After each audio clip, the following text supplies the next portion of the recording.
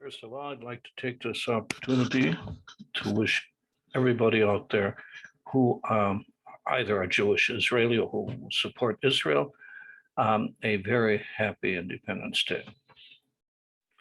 Now, I could talk about Independence Day, being independent, about Israeli Independence Day, but I'd rather talk about something else. Now, what I'm talking about tonight is what's going on with the Supreme Court in America. First of all, before I start talking about the right of a woman to have an abortion whenever she wants to, I would like to thank our mothers, all of them, for not aborting us. Because an abortion would have been catastrophic for each and every one of us, because we'd never be here or never be doing anything, and nothing would ever go forward. If all the women of the world had an abortion, there would be no more people in the world. So the mothers who actually suffered, went through the birth process and went through the horrible, horrible process of educating us and setting us out our own and giving us our moral beliefs. Thank you, mothers of the world. The thing that bothers me about the abortion is the ease with which we end life and the idea that a federal government can take away from the states the rights of the people that live within the state to make their decision about exactly when and what time and how far along that they could abort children, babies, human beings, murder them. When does murder start? Well, we have the Constitution guarantees there's life and liberty in the pursuit of happiness. Life. Well, without life, there is no liberty and there's no pursuit of happiness. So, where do we where do we cut the limit? Abortion in 3 months, 6 months, almost the full 8 months, 9 weeks. I don't know. Where do you make the limit?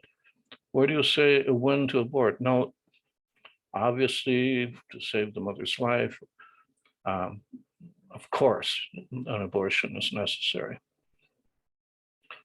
Obviously, there are extenuating circumstances, but for the most part, we have birth control. We have other methods of not having unwanted babies. And what is an unwanted baby? Is it because it's inconvenient for the mother at the time to have to go through a pregnancy and then give the baby up to another mother that is not capable of having children? Inconvenient? I don't know. Is it inconvenient to you, all of you, that I'm talking to you today about this entire idea of abortion? Is that inconvenient? Well, if you went back in time, you could say to my mother, listen, he has been talking about abortions. It's inconvenient for us to hear that. Abort the fetus immediately. Well, okay, fine. I suppose if not me, somebody else would be talking to you about this critical point.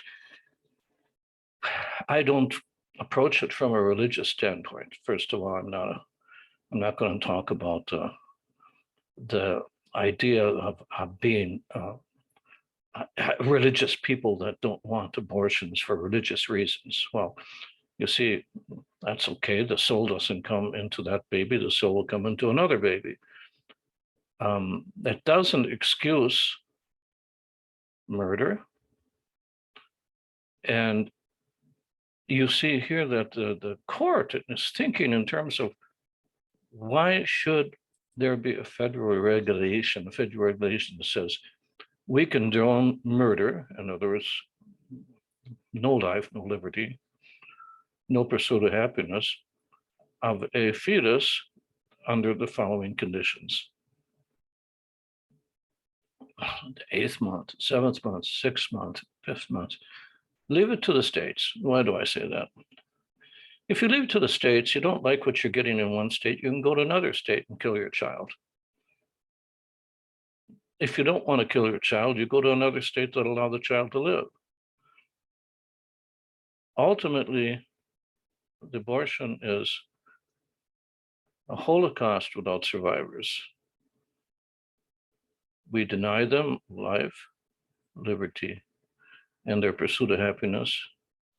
We deny future. I don't understand, women of the world. If you so hate having children, what do you like?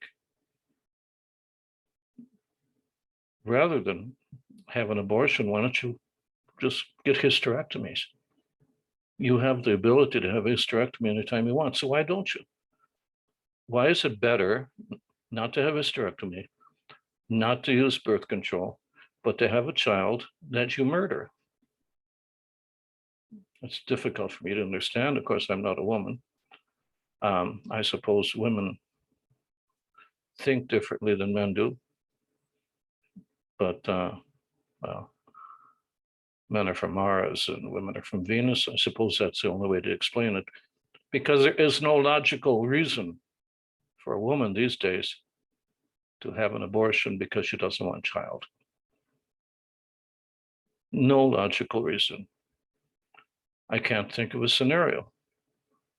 Oh my, I forgot to take the birth control when I was cheating on my husband. Now we have a child. Oh, well, that's not a scenario, is it? I mean,